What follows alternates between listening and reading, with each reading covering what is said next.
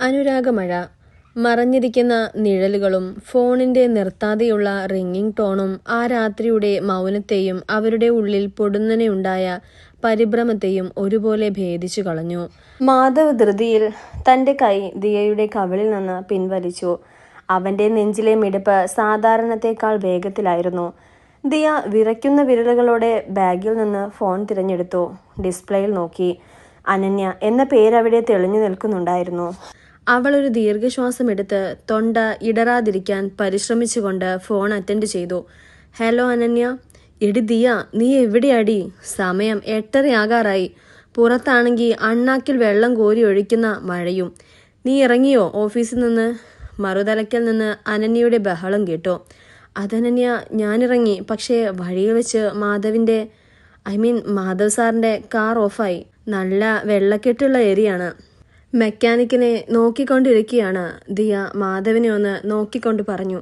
അയ്യോ, ആകെ പണിയായല്ലോ. എവിടെയാ സ്ഥലം? ഞാൻ വല്ല ഓട്ടോയും പിടിച്ച് അങ്ങോട്ട് വരണോ? അനന്യ ആശങ്കപ്പെട്ടു. ഏയ് വേണ്ട അനന്യ, മഴ കറിയുന്നുണ്ട്. മാധവ് ടോവിംഗ് സർവീസിലേക്ക് വിളിച്ചിട്ടുണ്ട്. ശരിയാകും, നീ പേടിക്കണ്ട, ഞാൻ എത്തിക്കോളാം. ദിയ ഫോൺ കോൾ കട്ട് ചെയ്തു. അവൾ ഫോൺ ബാഗിലേക്ക് വെച്ച് മാധവിനെ നോക്കി. മാധവ് അപ്പോഴും കാറിന്റെ എൻജിൻ ബോണറ്റിലേക്ക് നോക്കി നിൽക്കുകയായിരുന്നു. പക്ഷേ അവന്റെ മനസ്സ് അവിടെ ഒന്നുമല്ലായിരുന്നു. പെട്ടെന്നുണ്ടായ ആ വൈകാരികമായ അടുപ്പത്തിൽ അവൻ തനിയെ അല്പം അസ്വസ്ഥനായിരുന്നു. എങ്കിലും അവനത് പുറത്ത് കാണിച്ചില്ല. ദിയ, ഇവിടെ നിന്ന് ഇനി വണ്ടി സ്റ്റാർട്ടാകുമെന്ന് എനിക്ക് തോന്നുന്നില്ല. നമ്മൾ മഴത്തുള്ളികളിൽ ഇനിയും നിന്നാൽ ശരിയാവില്ല. എൻ്റെ വീട് ഇവിടെ അടുത്താണ്, വൈറ്റില ജനത റോഡിൽ. ഞാൻ ടോവിംഗ് വണ്ടി വിളിച്ച് വണ്ടി വർക്ക്ഷോപ്പിലേക്ക് വിടാൻ ഏർപ്പാടാക്കാം. നമുക്ക്. ദിയ, ഇവിടെ നിന്ന് ഇനി വണ്ടി സ്റ്റാർട്ടാകുമെന്ന് എനിക്ക് തോന്നുന്നില്ല. നമ്മൾ ഈ മഴയത്ത് ഇനിയും നിന്നാൽ ശരിയാവില്ല. എൻ്റെ വീട് ഇവിടെ അടുത്താണ്, വൈറ്റില ജനത റോഡിൽ. ഞാൻ ടോവിംഗ് വണ്ടി വിളിച്ച് വണ്ടി വർക്ക്ഷോപ്പിലേക്ക് വിടാൻ ഏർപ്പാടാക്കാം. നമുക്ക് അങ്ങോട്ട് നടക്കാം. 2 മിനിറ്റ് ദൂരെയുള്ളൂ. മാധവ് അവളുടെ കണ്ണുകളിലേക്ക് നോക്കി പറഞ്ഞു. ഒരു നിമിഷം ദിയ ഒന്നാലോചിച്ചു. ഈ മഴയത്ത് വേറെ വഴിയില്ല. ശരി മാധവ്, നടക്കാം. മാധവിന്റെ വീട് ഒരു ശാന്തമായ ഒരു റെസിഡൻഷ്യൽ ഏരിയയിലായിരുന്നു. ആധുനികമായ ആർക്കിടെക്ചർ ശൈലിയിലും പരമ്പരാഗത കേരളീയ വാസ്തുവിദ്യയിലും സമന്വയിച്ച ഒരു മനോഹരമായ 2 നില വീട്. മുറ്റത്ത് നിറയെ മരങ്ങളും മുൻവശത്ത് ചെറിയൊരു പുൽത്തകിടിയും ഉണ്ടായിരുന്നു. മാധവ് പോക്കറ്റിൽ നിന്ന് താക്കോലെടുത്ത് പ്രധാന കവാടം തുറന്നു. അകത്തെ സ്വിച്ച് ബോർഡിൽ വിരലമർത്തിയപ്പോൾ ഹാളിലെ വാം ലൈറ്റുകൾ മെല്ലെ തെളിഞ്ഞു. വിശാലമായ ഹാൾ. ചുവരുകളിൽ ചില വിന്റേജ് പെയിന്റുകൾ. ഒരറ്റത്ത് വലിയൊരു പുസ്തക ഷെൽഫ്. തികച്ചും ഒരു കലാകാരന്റെ വീട്. ഉള്ളിലേക്ക് കയറിയിരിക്കുക. ഞാൻ ഡ്രസ്സ് മാറിയിട്ട് നിനക്കൊടുക്കാൻ ഇണങ്ങിയ എന്തേലും എടുത്തു തരാം, മാധവ് പറഞ്ഞു. ദിയ സോഫയുടെ അരികിൽ തലമുടിയിലെ വെള്ളത്തുള്ളികൾ തട്ടിക്കളഞ്ഞുകൊണ്ട് നിന്നു. സാരമില്ല മാധവ്, ഞാൻ ഇവിടെ നിന്നോളാം. മാധവ് മുകളിലത്തെ നിലയിലേക്ക് കയറിപ്പോയി. 5 മിനിറ്റിന് ശേഷം അവൻ മടങ്ങി വന്നത് ഒരു കറുത്ത ട്രാക്ക് പൈജാമയും വലിയൊരു വൈറ്റ് ടീഷർട്ടും ഒപ്പം പുതിയൊരു ടവലുമായിട്ടാണ്. ഇതെന്റെ ഡ്രസ്സാണ്. നിനക്കല്പം ലൂസായിരിക്കും. എങ്കിലും തൽക്കാലം ഈ ഈറം വസ്ത്രങ്ങൾ മാറ്റി ഇതിട്ടോളൂ. ഗസ്റ്റ് റൂം ദാ ആ ലെഫ്റ്റ് സൈഡിലാണ്. വാഷ്റൂം അതിനുള്ളിലുണ്ട്. ദിയ ആ വസ്ത്രങ്ങളും ടവലും വാങ്ങി അവനെ നോക്കി പുഞ്ചിരിച്ചു. താങ്ക്സ് മാധവ്. അവൾ ഗസ്റ്റ് റൂമിലേക്ക് നടന്നു. മാധവ് പാൻട്രിയിലേക്ക് പോയി ഗ്യാസ് സ്റ്റൗ കത്തിച്ച് വെള്ളം തിളപ്പിക്കാൻ വെച്ചു. അവന്റെ മനസ്സ് അപ്പോഴും അല്പം മുൻപത്തെ മഴയത്ത് വെച്ച് നടന്ന സംഭവങ്ങളെ ചുറ്റിപ്പറ്റി കറങ്ങിക്കൊണ്ടിരിക്കുകയായിരുന്നു. അവൻ തന്റെ കൈകളിലേക്ക് നോക്കി. അവളുടെ കവിളിൽ തൊട്ട ആ വിരലുകളിൽ ഇപ്പോഴും ആ ചൂട് തങ്ങി നിൽക്കുന്നത് പോലെ. 10 മിനിറ്റിനുള്ളിൽ ദിയ ഡ്രസ്സ് മാറി പുറത്തേക്ക് വന്നു. മാധവിന്റെ കട്ടി കൂടിയ ടീഷർട്ട് അവളുടെ കൈകളിൽ തൂങ്ങിക്കിടക്കുകയായിരുന്നു. മുടി ടവൽ കൊണ്ട് തുവർത്തി തോളിലേക്ക് ഇട്ടിരിക്കുന്നു. അവളുടെ സ്വാഭാവികമായ ആ ലുക്ക് മാധവിന്റെ നെഞ്ചിൽ വീണ്ടും ഒരു ചെറിയ വിറയലുണ്ടാക്കി. ചൂട് കോഫി കുടിക്കുന്നോ? മാധവ് കോഫി കപ്പുമായി അവൾക്ക് നേരെ നടന്നു. തീർച്ചയായും, ഈ തണുപ്പിൽ കോഫിയേക്കാൾ വലിയൊരു ആശ്വാസമില്ല. അവൾ കപ്പ് വാങ്ങി പാൻട്രിയുടെ കൗണ്ടർ ടേബിളിൽ ചാരിയിരുന്നു. വീട് വളരെ മനോഹരമാണ് മാധവ്. You decide it? അവൾ ചുറ്റും കണ്ണോടിച്ചുകൊണ്ട് ചോദിച്ചു. അതെ, കോട്ടയത്തുള്ള വീട് വിറ്റ ശേഷമാണ് ഞാൻ കൊച്ചിയിൽ ഈ സ്ഥലം വാങ്ങി വീട് വെച്ചത്. എൻ്റെ അമ്മയ്ക്ക് അങ്ങനെയൊരാഗ്രഹം ഉണ്ടായിരുന്നു, കൊച്ചിയിൽ സ്വന്തമായൊരു വീട്. മാധവിൻ്റെ ശബ്ദത്തിൽ ഒരു ചെറിയ വിഷാദം പടർന്നു. അമ്മ ഇപ്പോൾ എവിടെയാണ്? ദിയ ശ്രദ്ധയോടെ ചോദിച്ചു. അമ്മ 2 വർഷം മുമ്പ് മരിച്ചു ദിയ. ക്യാൻസർ ആയിരുന്നു. മാധവ് കപ്പിലേക്ക് നോക്കിക്കൊണ്ട് പതുക്കെ പറഞ്ഞു. അച്ഛൻ ഞാൻ ചെറുപ്പമായിരിക്കുമ്പോഴേ മരിച്ചതാണ്. പിന്നെ എനിക്ക് അമ്മ മാത്രമേ ഉണ്ടായിരുന്നുള്ളൂ. അമ്മയുടെ ആഗ്രഹമാണ് ഞാൻ ആർക്കിടെക്ചർ പഠിച്ചതും ഈ കമ്പനി തുടങ്ങിയതും ഒക്കെ. ദിയയുടെ കണ്ണുകളിൽ അനുകമ്പ നിറഞ്ഞു. അവൾ തൻ്റെ കോഫി കപ്പ് മേശപ്പുറത്ത് വെച്ച് മാധവിൻ്റെ അടുത്തേക്ക് ഒരു പടി കൂടി ചേർന്നു നിന്നു. അവൾ പതുക്കെ തൻ്റെ കൈ അവൻ്റെ കൈത്തണ്ടയിൽ വച്ചു. സോറി മാധവ്, ഞാൻ പഴയ മുറിവുകൾ ഓർമ്മിപ്പിച്ചുവോ? ഇല്ല ദിയ. മാധവ് അവളുടെ കൈയിലേക്ക് നോക്കി.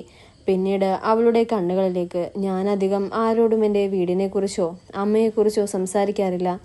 പക്ഷേ നിനക്ക് മുന്നിൽ നിൽക്കുമ്പോൾ എന്തോ ഒന്നും മറച്ചു വയ്ക്കാൻ തോന്നുന്നില്ല. അവരുടെ കണ്ണുകൾ വീണ്ടും കോർത്തു. ഇത്തവണ അവിടെ പരിഭ്രമമോ ഓടിയൊളിക്കലോ ഉണ്ടായിരുന്നില്ല. പകരം 2 മനുഷ്യർക്കിടയിൽ പരസ്പരം മനസ്സിലാക്കുന്നതിൻ്റെ ആഴത്തിലുള്ള ഒരു വൈകാരിക ബന്ധത്തിൻ്റെ തെളിച്ചമായിരുന്നു. എൻ്റെ അച്ഛനും ചെറുപ്പത്തിലെ നഷ്ടപ്പെട്ടതാണ് മാധവ്, ദിയ പതുക്കെ പറഞ്ഞു. അമ്മ മാത്രമാണ് എന്നെ വളർത്തിയത്. അമ്മ ഇപ്പോഴും പാലക്കാടല്ല, തറവാട്ട് വീട്ടിലാണ്. അവിടെ ഒറ്റയ്ക്കാണ്. അതാണോ നീ ബാംഗ്ലൂർ വിട്ട് കേരളത്തിലേക്ക് വരാൻ കാരണം? മാധവ് ചോദിച്ചു. അതും ഒരു കാരണമാണ്. അമ്മയോട് കുറച്ചുകൂടി അടുത്തേക്ക് എത്താമല്ലോ. അവൾ പുഞ്ചിരിച്ചു.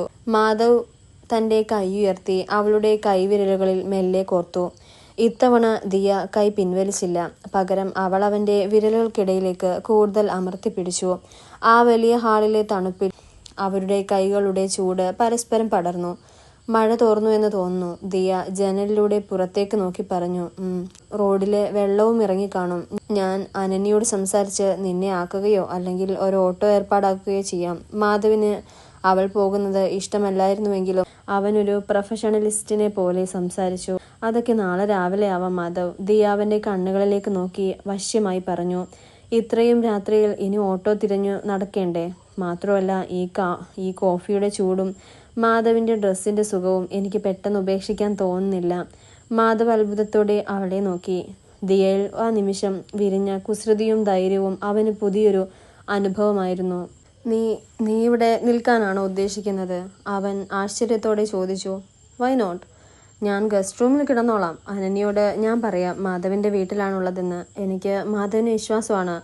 ആ വാക്ക് വിശ്വാസമാണ് മാധവിൻ്റെ ഹൃദയത്തിൽ ആഴത്തിൽ ചെന്ന് തറച്ചു. അവൻ അവളെ നോക്കി പുഞ്ചിരിച്ചു.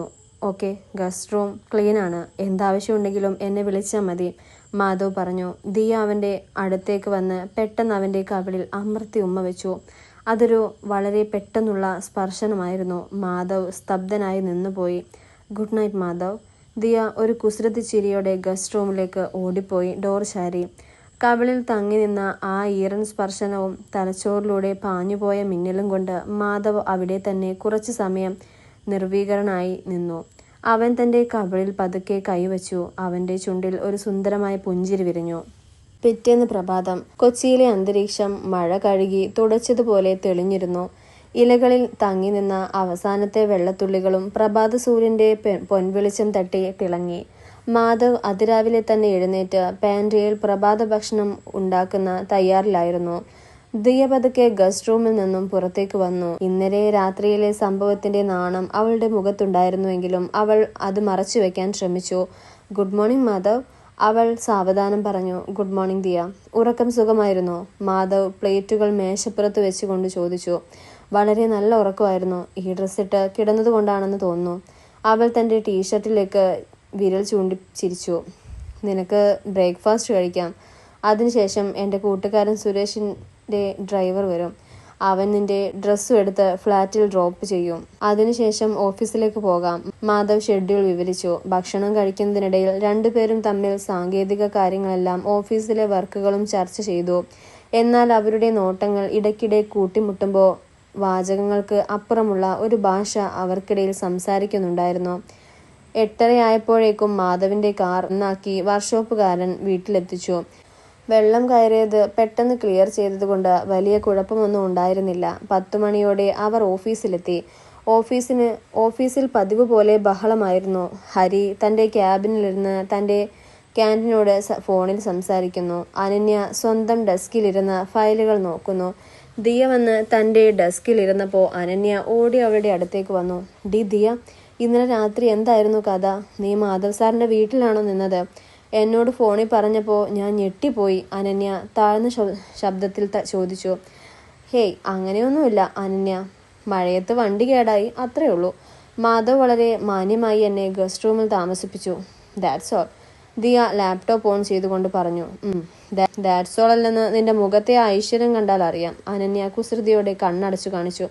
അതേസമയം ഹരിയുടെ ക്യാബിനിൽ മാധവ് അകത്തേക്ക് കയറി ചെന്നു. ഹരി, കൊച്ചിൻ പ്രൊജക്റ്റിന്റെ സ്ട്രക്ചർ മാപ്പ് കിട്ടിയോ? ആ മാധവ്, അത് മേശപ്പുറത്തുണ്ട്, ഹരി ഫോൺ വെച്ചുകൊണ്ട് പറഞ്ഞു. പിന്നീട് അവൻ മാധവിനെ ശ്രദ്ധയോടെ നോക്കി. എന്താടാ ഹരി ഇങ്ങനെ നോക്കുന്നത്? മാധവ് സംശയത്തോടെ ചോദിച്ചു. ഇന്നലെ നീയും ദിയയും ഒരുമിച്ചല്ലേ ഓഫീസിൽ നിന്നിറങ്ങിയത്? അവളുടെ വണ്ടി കേടായതും നിന്റെ വീട്ടിലാണ് നിന്നതെന്നും അനന്യ പറഞ്ഞു. It's okay. പക്ഷേ മാധവേ, ഹരിയുടെ മുഖത്ത് ഒരു അപൂർവമായ ഗൗരവം നിഴലിച്ചു. എന്താടാ കാര്യം? എന്താന്ന് പറ. മാധവ് കസാരയിലേക്ക് ഇരുന്നു. നമ്മുടെ പഴയ പ്രൊജക്ട് പാർട്ട്ണർ നന്ദകുമാറിനെ ഓർമ്മയില്ലേ? തൃശ്ശൂരിലുള്ള നന്ദൻ. മാധവ് പെട്ടെന്ന് നിശബ്ദനായി. നന്ദനോ? അവനെന്തിനാ ഇപ്പോൾ ഇതിൽ വരുന്നത്? അവനുമായി നമ്മൾ 5 വർഷം മുമ്പ് ബന്ധം അവസാനിപ്പിച്ചതല്ലേ? അതെ, പക്ഷേ ഇന്നലെ രാത്രി നന്ദൻ എന്നെ വിളിച്ചിരുന്നു. ഹരി ശബ്ദം വീണ്ടും താഴ്ത്തി. അവൻ അനാവശ്യമായ ദിയയെക്കുറിച്ച്, നമ്മുടെ കമ്പനിയിൽ പുതിയതായി ചേർന്ന ദിയ എന്ന ഇന്റീരിയർ ഡിസൈനറെ കുറിച്ച് അവൻ അന്വേഷിക്കുന്നു. മാധവിന്റെ പുരികം ചുളിഞ്ഞു. നന്ദന് ദിയയെ എങ്ങനെ അറിയാം? അവൾ ബാംഗ്ലൂരിൽ നിന്നല്ലേ വന്നത്? അതാണ് എനിക്ക് മനസ്സിലാവാത്തത് മാധവേ. ഹരി കവറിലിരുന്ന ഒരു പഴയ ഫോട്ടോ പുറത്തെടുത്തു. നന്ദൻ ഇന്നലെ എനിക്ക് വാട്സപ്പ് അയച്ചു തന്ന ഒരു പഴയ ഗ്രൂപ്പ് ഫോട്ടോയാണിത്. 10 വർഷം മുമ്പ് തൃശ്ശൂരിൽ വെച്ചെടുത്തത്. ഇതിൽ നന്ദന്റെ കൂടെ നിൽക്കുന്ന ആളെ കണ്ടോ? മാധവ് ആ ഫോട്ടോയിലേക്ക് സൂക്ഷിച്ചു നോക്കി. അതിൽ നന്ദന്റെ ഒപ്പം നിൽക്കുന്ന മധ്യവയസ്കനായ ഒരു വ്യക്തിയുടെ മുഖം കണ്ടതും മാധവിന്റെ കണ്ണുകൾ വിടർന്നു.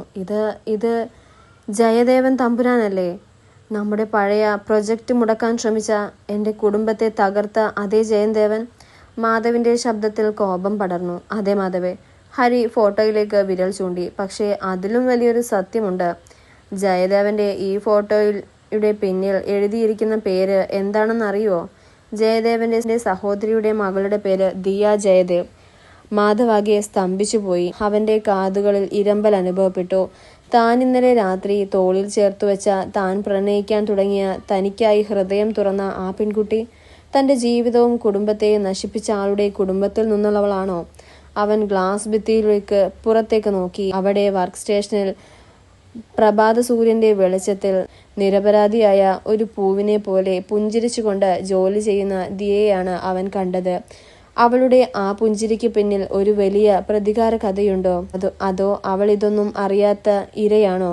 മാധവിന്റെ ഹൃദയം ഒരേ സമയവും പ്രണയവും സംശയവും കൊണ്ട് പിടയാൻ തുടങ്ങി. തുടരും.